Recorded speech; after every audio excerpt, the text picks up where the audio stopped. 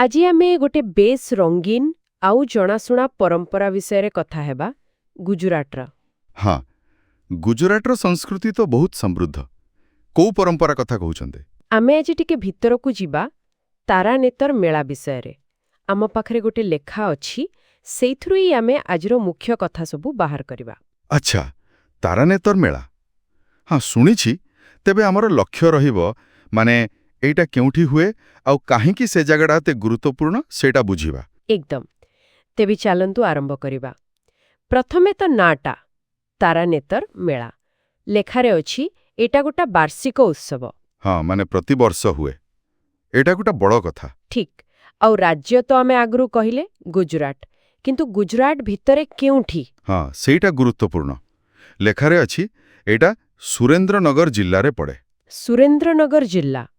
ଆଚ୍ଛା, ତାମାନେ ଆମେ ଗୁଜରାଟର ଗୋଟେ ନିର୍ଦ୍ଦିଷ୍ଟ ଅଞ୍ଚଳକୁ ଆସିଗଲେ। ଏହାଠୁ ଆହୁରି ସଠିକ୍ ଭାବେ କିଛି କୁହାଯାଇଛି କି? ହଁ ହଁ, ପୁରା ସ୍ପଷ୍ଟ ଭାବେ। ସୁରେନ୍ଦ୍ରନଗର ଜିଲ୍ଲାରେ ଗୋଟେ ସହର ଅଛି ଥାନଗଡ଼। ଥାନଗଡ଼। ହଁ, ସେଇ ଥାନଗଡ଼ ସହର ପାଖରେ ଗୋଟେ ଗାଁ ତାରନେତର। ସେଇ ଗାଁ ନାଁରେ ହିଁ ମେଳା। ବାଃ, ଦେଖନ୍ତୁ କେମିତି ସ୍ପଷ୍ଟ ହେଇଗଲା। ଗୁଜରାଟ, ତା ଭିତରେ ସୁରେନ୍ଦ୍ରନଗର ଜିଲ୍ଲା, ପାଖରେ ଥାନଗଡ଼ ସହର, ଆଉ ଶେଷରେ ତାରନେତର ଗାଁ। ଗୋଟେ ନିର୍ଦ୍ଦିଷ୍ଟ ଗାଁରେ ଏ ମେଳାଟା ହବାଟା ଏମିତି କିଛି ଖାସ୍ କଥା ଥିବ ନିଶ୍ଚୟ। ନିଶ୍ଚୟ ଅଛି। ଆଉ ସେଇ ଖାସ୍ କଥାଟା ହେଉଛି ସେଇ ତାରନେତର ଗାଁରେ କ'ଣ ଅଛି ଯୋଉଥିପାଇଁ ଏତେ ବଡ଼ ମେଳା ହେଉଛି। ହଁ, କ'ଣ ଅଛି ସେଠି? ସେଠି ଅଛି ପ୍ରସିଦ୍ଧ ତ୍ରିନେତ୍ରେଶ୍ୱର ମହାଦେବ ମନ୍ଦିର। ତ୍ରିନେତ୍ରେଶ୍ୱର ମାନେ ଆମ ଭଗବାନ ଶିବ, ତିନି ନେତ୍ର ଥିବା ଦେବତା। ଓହୋ, ତ୍ରିନେତ୍ରେଶ୍ୱର ମହାଦେବ ମନ୍ଦିର। ତାମାନେ ଏଇ ମେଳାଟା ସିଧାସଳଖ ଗୋଟେ ମନ୍ଦିର ସହିତ ଯୋଡ଼ା? ଏକଦମ। ଲେଖା ଅନୁସାରେ ଏହି ମନ୍ଦିର ପରିସର ହିଁ ମେଳାର ମୁଖ୍ୟ କେନ୍ଦ୍ର।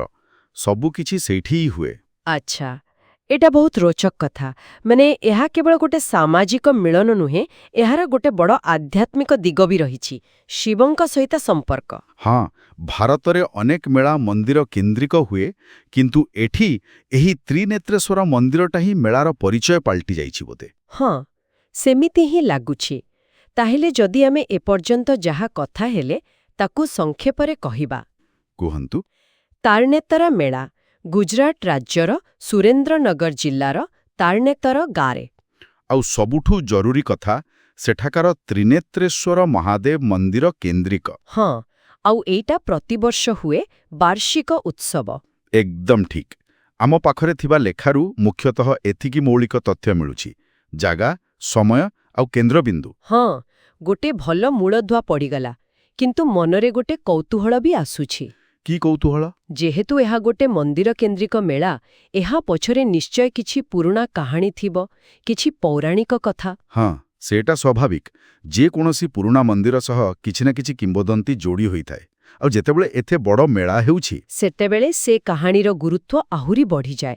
ଆଉ ଏମିତି ବି ହୋଇପାରେ, ଏ ମେଳାରେ କିଛି ନିଆରା ସାଂସ୍କୃତିକ ପରମ୍ପରା ଥାଇପାରେ, କିଛି ବିଶେଷ ରୀତିନୀତି। ହଁ, ନିଶ୍ଚୟ ଥିବ। ଏସବୁ ବିଷୟରେ ଜାଣିବାକୁ ହେଲେ ଆହୁରି ଗଭୀରକୁ ଯିବାକୁ ପଡ଼ିବ। ଆମର ଆଜିର ଉଦ୍ଦେଶ୍ୟ ଥିଲା କେବଳ ଏହାର ମୂଳ ପରିଚୟଟା ଜାଣିବା। ଠିକ୍। ଆଉ ସେଥିରେ ଆମେ ସଫଳ ହେଲେ। ଆମେ ଜାଣିଗଲେ ତାରାନେତର ମେଳା କେଉଁଠି ହୁଏ ଆଉ କାହିଁକି ସେହି ସ୍ଥାନଟି ଗୁରୁତ୍ୱପୂର୍ଣ୍ଣ, ତ୍ରିନେତ୍ରେଶ୍ୱର ମହାଦେବ ମନ୍ଦିର। ହଁ, ଏହି ମୂଳ ତଥ୍ୟତକ ମନେ ରଖିଲେ ଆଗକୁ ଏହା ବିଷୟରେ ଅଧିକ ଜାଣିବା ସହଜ ହେବ। ଏହା କେବଳ ଗୋଟେ ମେଳା ନୁହେଁ, ଗୋଟେ ନିର୍ଦ୍ଦିଷ୍ଟ ସ୍ଥାନ ଆଉ ଆଧ୍ୟାତ୍ମିକ କେନ୍ଦ୍ର ସହ ଜଡ଼ିତ ପରମ୍ପରା। ବହୁତ ବଢ଼ିଆ। ତେବେ ଆଜି ପାଇଁ ଏତିକି। ଆମେ ଗୁଜରାଟର ଏହି ରଙ୍ଗୀନ ମେଳାର ଭୌଗୋଳିକ ଆଉ ଧାର୍ମିକ ପରିଚୟ ପାଇଗଲେ। ହଁ, ଆଗାମୀ ଦିନରେ ହୁଏତ ଏହାର ସାଂସ୍କୃତିକ ଦିଗ ବିଷୟରେ ଅଧିକ ଜାଣିବା। ନିଶ୍ଚୟ।